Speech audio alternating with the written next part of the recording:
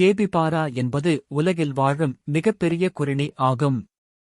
இது சிகிரே மற்றும் கர்பின்சோ என்றும் அழைக்கப்படுகிறது. இது ஹைட்ரோகோயேரிஸ் பேரினத்தின் உறுப்பினர். இப்பேரினத்தின் வாழும் மற்றொரு உறுப்பினர் சிறிய கேபிபாரா. கினி எலி, பாறை கேவி, தென் அமெரிக்க கொறிணி ஆகியவை இதன் நெருங்கிய உறவினர்கள் ஆகும்.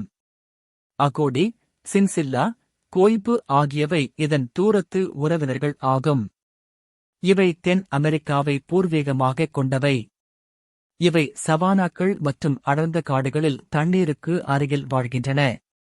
இவை கூட்டமாக வாழக்கூடியவை. இவற்றின் கூட்டத்தில் 100 உறுப்பினர்கள் வரை இருக்கும். இவை இவற்றின் இறைச்சி மற்றும் தோலுக்காக வேட்டையாடப்படுகின்றன. இதன் தடிமனான தோலில் இருந்து பெறப்படும் கொழுப்பு மருந்து வர்த்தகத்தில் பயன்படுத்தப்படுகிறது. கேபிபாரா என்ற பெயர் துபி மொழியிலிருந்து வந்ததாகும். இப்பெயருக்கு புல்தின்னி என்று பொருள். கேபிபாரா கனத்த பீப்பாய் வடிவ உடம்பை பெற்றுள்ளது.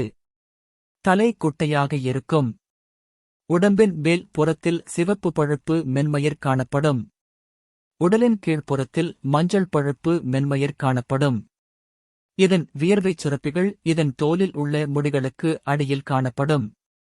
இந்த வகையிலான அமைப்பு கொறிணிகளில் வழக்கமான ஒன்றல்ல.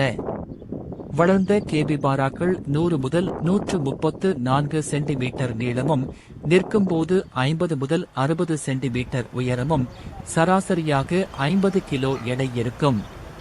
பெண் கேபிபாராக்கள் ஆண்களை விட சற்று எடை அதிகமானதாக இருக்கும். அதிகபட்ச சாதனை அளவாக பிரேசிலில் பிடிக்கப்பட்ட ஒரு பெண் காட்டு விலங்கு 90 கிலோ எடை இருந்ததாக குறிப்பிடப்பட்டுள்ளது. இவற்றின் கால்களில் லேசான அளவுக்கு சவ்வுகள் உண்டு. இவை எச்ச உறுப்புகள் உள்ள வால்களை கொண்டுள்ளன. இவற்றின் பின்னங்கால்கள் முன்னங்கால்களை விலை சற்று நீளமானவை. இவற்றின் பின்னங்கால்களில் 3 விரல்களும் முன்னங்கால்களில் 4 விரல்களும் இருக்கும். கேபிபாரா நீர் சார்ந்த ஒரு பாலூட்டி ஆகும். சிலி தவிர மற்ற அனைத்து தென்னமெரிக்க நாடுகளிலும் காணப்படுகின்றன. இவை ஏரிகள், ஆறுகள், குட்டைகள் மற்றும் சதுப்பு நிலங்கள் போன்ற நீர்ப்பரப்புகளின் அடர்ந்த காட்டுப் பகுதிகளில் வாழ்கின்றன. அதேபோல் வெள்ளம் நிறைந்த புல்லிலம் மற்றும் ஆற்றோரங்களில் உள்ள வெப்பமண்டல மழைக்காடுகள் ஆகியவற்றில் வாழ்கின்றன.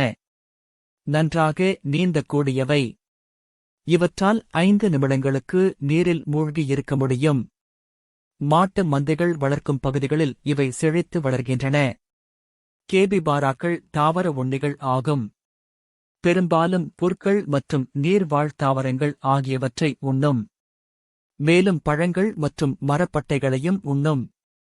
இவை மிகவும் தேர்ந்தெடுத்து உண்பவை ஆகும். ஏதாவது ஒரு வகை தாவரத்தின் இலைகளை மட்டும் உண்ணும்.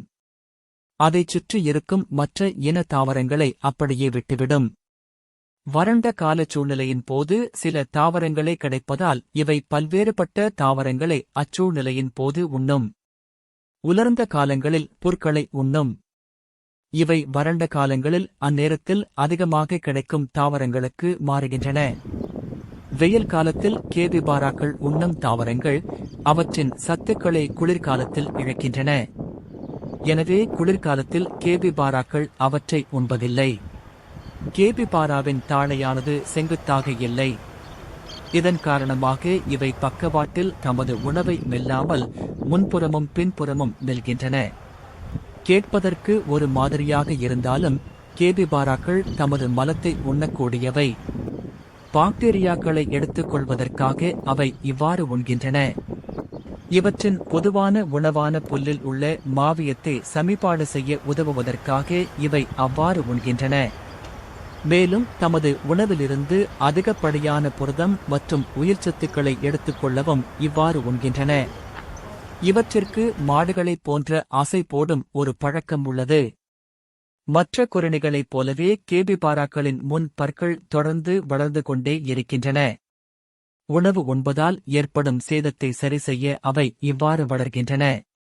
இவற்றின் கடைவாய்ப்பற்களும் தொடர்ந்து வளர்கின்றன. இவை 8 முதல் 10 வருடங்கள் உயிர் வாழக்கூடியவை. ஆனால் காடுகளில் 4 வருடங்களுக்கும் குறைவாகவே உயிர் வாழ்கின்றன. ஏனெனில் இவை ஜாகுவார், மலைச்சிங்கம், கழுகு மற்றும் கேமன் முதலை மற்றும் அனகோண்டாவிற்கும் ஒரு விருப்பமான உணவாகும். நன்றி. ஹலோ உறவுகளே, உயிர்கள் பற்றி அறிய சப்ஸ்கிரைப் செய்யுங்கள்.